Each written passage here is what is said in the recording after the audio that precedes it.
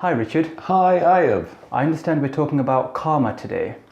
Karma is pressure. Karma is Karma, pressure. one of the great aphorisms of all time. Wow, it's quite a profound statement that is. So could It you is. explain a little bit about what karma is?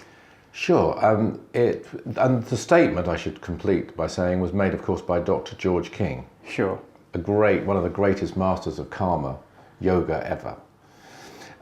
Karma, I think, is well understood by most people now that as you sow, so shall you reap.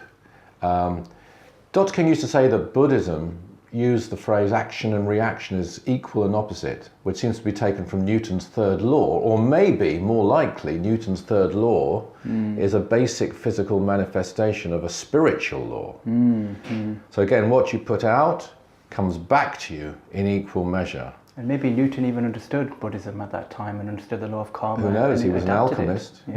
Yeah. As what goes around comes around. That's a modern saying for it.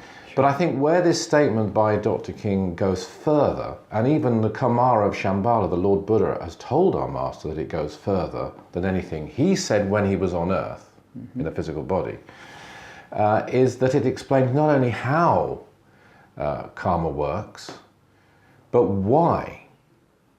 Because the full context of it is that karma is pressure. It is pressure directing you, the mind, and you, the soul, towards you, the spirit.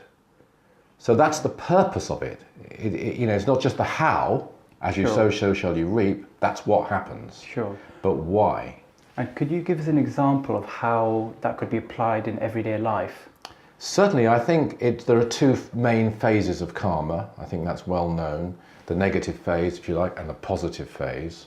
And in the negative phase, what you put out, if you're putting out the wrong thoughts and the wrong action, I say you, we, all of us, then that will come back to us. And the thing to remember is that karma is a benign, compassionate aspect of Brahma or God. So it's there to help us. It may not always feel like it. That's why some people will say, oh dear, I'm getting some karma, as though it's some punishment, as though it's a bad thing. It's actually there to teach us. Sure. So in the negative phase, these negative energies that we put out in one way or another, behavior, thought, whatever it is, that will come back at us or to us so that we can learn. Sure. So for example, if you have been a slave trader in a life, you might come back as a slave. And that isn't to punish you per se at all. It's so that you will then learn, because it's seen by the divine essence. The only way you're going to learn that slavery is a bad thing is to experience it for yourself. Sure. So that's the negative phase. It reminds me of a story that Gandhi shared when there was a Hindu man who had murdered a Pakistani man or a Muslim man during the wars between India and what eventually became Pakistan, the Muslims and the Hindus. And he was so filled with remorse. Do you remember that story? I do. It's a wonderful story. Yeah, Carry on. Wonderful story. And I remember he was so filled with remorse. He went up to Gandhi and asked him, what can I do to atone for this? And then Gandhi told him basically that find a Muslim boy. And this is a Hindu man who'd killed a Muslim, for him to find a Muslim boy who's been orphaned and adopt him and raise him as a Muslim. Yes. And I thought that's a brilliant, brilliant example of how karma in action. And that is also though, where it's slightly different is that there, the person is making a choice under the guidance of a great master, Gandhi. Yes. And can then practice the other phase, which is positive.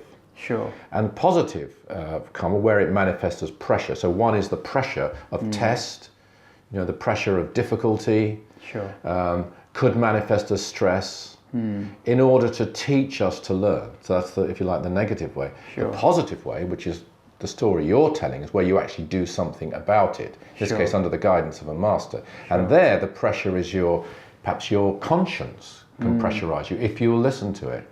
Sure. Perhaps inspiration.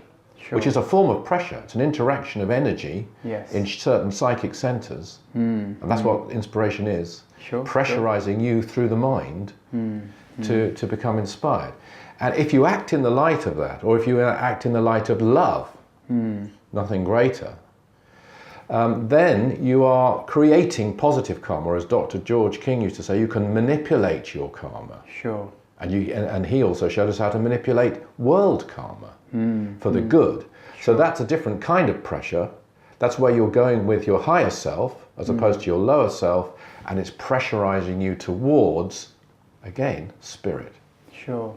So the way I look at it is like you kind of, instead of waiting for the negative karma to come at you, you actually be proactive. You start taking charge of your life and actually study your own life and see, you know, where you've made mistakes, where you've done wrong, and go out of your way consciously and deliberately to make amends. Absolutely, because if you're, as it were, to use a quote, getting some karma, and let's just say that karma could be an illness, and I've met hundreds of people over the years who've had one illness or another from which they have learned, sometimes, in some cases, they've changed their life for the better, these illnesses. Yeah. And not just physical ones, could be mental ones too. Sure. Because they go through a crisis. That crisis causes them to really reflect on their life. Sure. I think sometimes breakdowns can cause people to see, well, actually, I wasn't going in the right direction. Sure. They can turn it into a positive thing and make some internal change. Definitely. So you learn through those tests and those trials, but then, as with your Gandhi example, you've got to actually do something about it. You've got to correct the negative path you were going down. Definitely. You don't necessarily have to go through the depths of pain and suffering if you know where you went wrong, and you can actually deliberately go out of your way to actually offset some of the negative karma by taking action now. Absolutely, we're not born to suffer. I mean, suffering is only there, and the ancient Greeks knew this actually, it's only there to teach us. If we learn the lesson, and we only demonstrate that we learn the lesson when we act upon it, not when we think it. So, you know, there are people going, oh, I should have done that, should have done this. But when you go the next step and you say, because of that, I'm going to do X, Y, and Z, like your Gandhi example, then you've proved that you've learned that lesson. And then you don't need the suffering. No, you're right. Yeah, definitely. So karma is ultimately a good thing. It's a great thing. It's it's the greatest. It's the greatest thing there is. It's actually the missing link in a lot of spiritual programs and so-called well-being programs and so on. If they miss out karma and the pressure of that force, which, as I said, can work in the two different phases, then they're missing the most important ingredient, even more important than mind, is karma. Even above soul, if that's possible, because soul is the highest aspect of mind, and karma is something from the divine.